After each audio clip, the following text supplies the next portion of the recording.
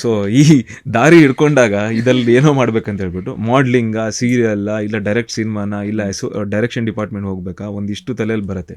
ಇದು ಮೆಂಟರ್ಶಿಪ್ ಇಲ್ಲದೆ ಇರೋ ಟೈಮಲ್ಲಿ ಇದೆಲ್ಲ ಆಗತ್ತೆ. ಬಟ್ ನನಗೆ ಏನಾಯ್ತಂದರೆ, ಮಾಡ್ಲಿಂಗ್ ಹೋದೆ. ಅಲ್ಲಿ ನನಗೆ ಒಂದಿಷ್ಟು ನಾನು ಆ್ಯಕ್ಚುಲಿ ಏನಾಗಬೇಕಂತ ನನಗಿತ್ತಲ್ಲ, ಮೇ ಬಿ ನಂಗೆ ರಿಯಲೈಸ್ ಆಗೋಕ್ಕೆ ಸ್ಟಾರ್ಟ್ ಆಯಿತು. ಈ ಹಾದಿಯಲ್ಲಿ ಹೋದರೆ ಮೇ ಬಿ ನಾನು ಅಲ್ಲಿ ರೀಚ್ ಆಗಲ್ಲ ಅಂತ ಹೇಳಿಬಿಟ್ಟು ಸೀರಿಯಲ್ಗೆ ಬಂದೆ.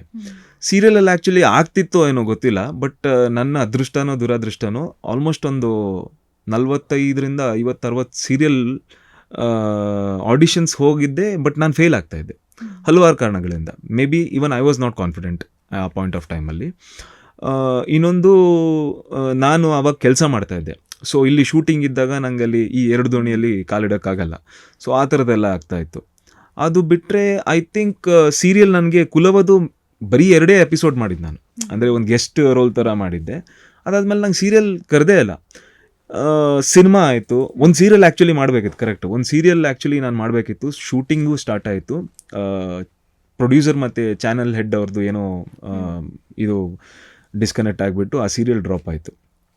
ಆ ಗ್ಯಾಪಲ್ಲಿ ನನಗೆ ಸಿನಿಮಾಗಳು ಸಿಗ್ತಾ ಹೋಯಿತು. ಅಲ್ಲಿಂದ ಸಿನಿಮಾಗಳು ಕಂಟಿನ್ಯೂ ಮಾಡ್ತಾ ಹೋದೆ.